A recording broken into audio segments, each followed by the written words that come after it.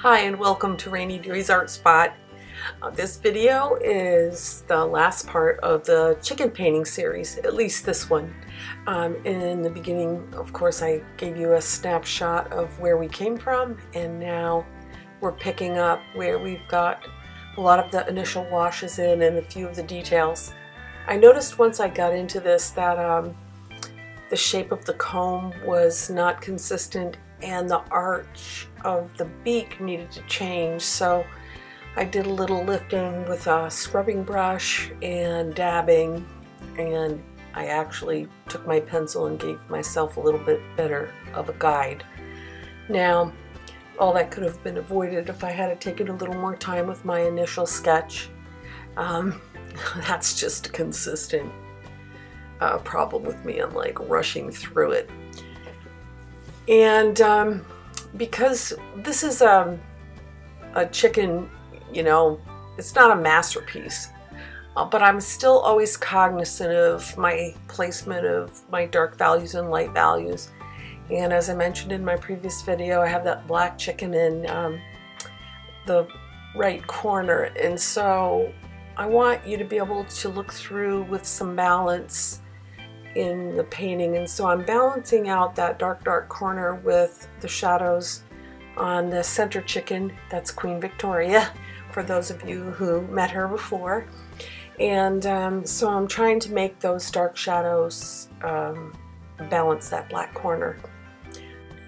One other strategy that I'm using is I'm going to minimize the amount of detail in that little black chicken on the right hand corner. I'm going to concentrate most of my detail on Queen Victoria's head, comb, and the little light in her eye. And so hopefully by providing less detail on, even though the chicken is darker, I'm not going to give her a lot of emphasis. So that's the plan. Let's see how it goes. I'm just always thinking about design, and even when it's a simple little piece like this, I don't want to let my creative intuition be ignored. Also notice that on Queen Victoria, I'm adding a few more gestural strokes for the feathers, where the chickens on either side, I'm not adding any amount of detail to indicate the feathers. So those are a couple of strategies to guide your viewer's eye.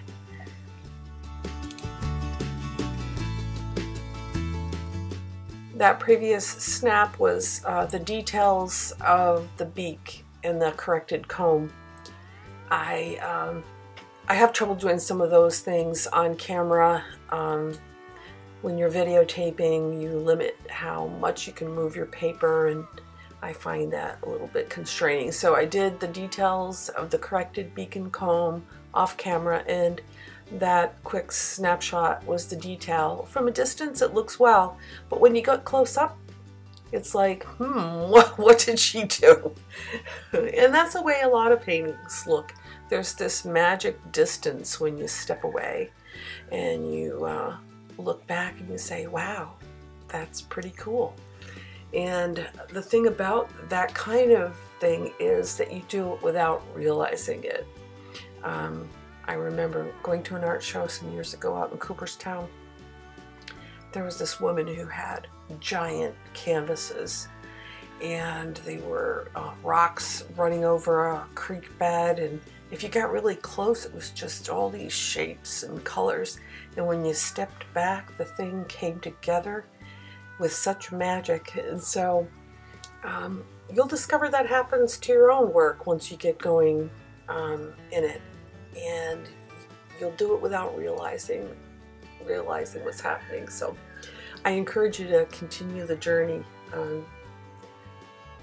Also, I wanted to give a shout out to Elva, who left me a comment about how to correct my I had a problem with my new iPhone. It kept focusing on my hand, and she told me how to correct the autofocus and change it, and I say thank you so much. Much improved. you're not getting a complete video of my hand, so that is actually a great improvement, hopefully. Anyhow, this is the last in this series of paintings of this particular group of chickens. I've got a lot more, and I'll do more of them in the future.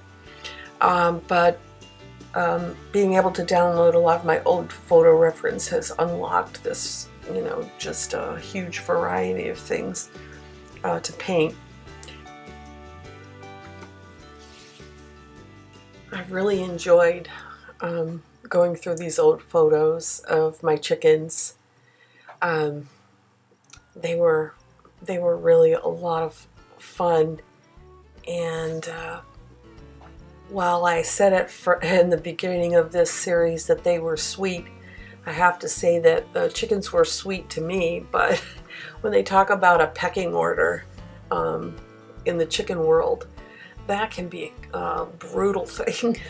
And so it was hard for me with my nature to not intervene. Of course, I did try to intervene at times, and oh my goodness, I learned it was a crash course in taking care of these creatures.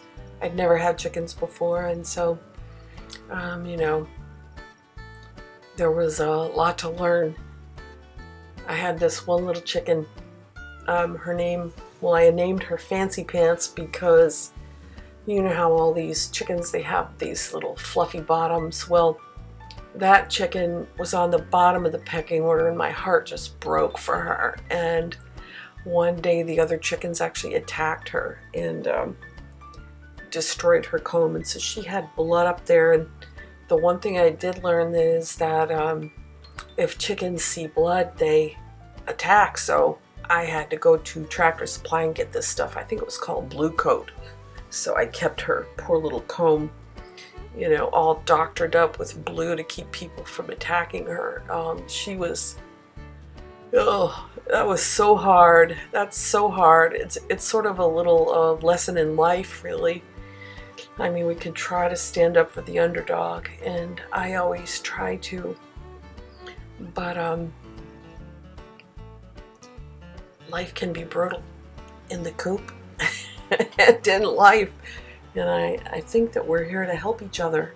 So if you've got a friend that needs some Blu-Kote, I would suggest that you do that figuratively. Because that darn stuff, if you get it on your fingers, doesn't come off for days and days. So anyhow, that was just a little side story. I remember when I got my chickens, I had lots of reasons to get them. Number one is we have a lot of ticks here in upstate New York, and they are great tick eaters. And so I thought, they eat destructive bugs and they give you manure. So I had all these ideas about why they would be a great addition to my life. And I have to say that I am really, really grateful that I had the experience to be a chicken keeper. And I also had the idea that I was gonna do some paintings of chickens, and it's funny because it's been a lot of years since I had them, and I have printed up a few of my the photo references that I had taken, but my fear of failure, or I guess it's not even just that, it's because I know it's not going to be that easy. I have stopped and not painted very many chicken paintings, and that's very representative of how fear can hold you back from doing something that you really do want to try.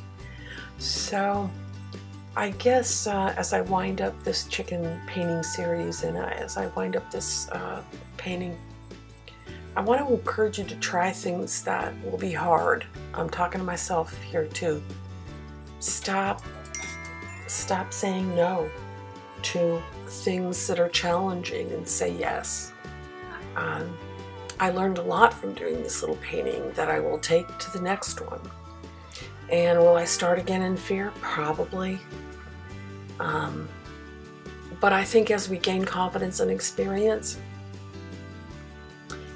the next time that we start, it won't take us long and it will become easier to do. So I just want to say in closing, thank you so much for stopping by and hanging out with me and my chickens. And if you've got some chicken stories to tell or chicken paintings to share, I really would love to see them. You can post them in the comments, and let's get a conversation going. So I want you to grab your paint brushes, get your sketchbook, and let's paint together. Thank you very much for watching. If you've made it to the end of this video, or nearly to the end of this video, you're hardcore. Kudos to you. Thank you so much. Have a blessed rest of your day and rest of your week. Happy painting.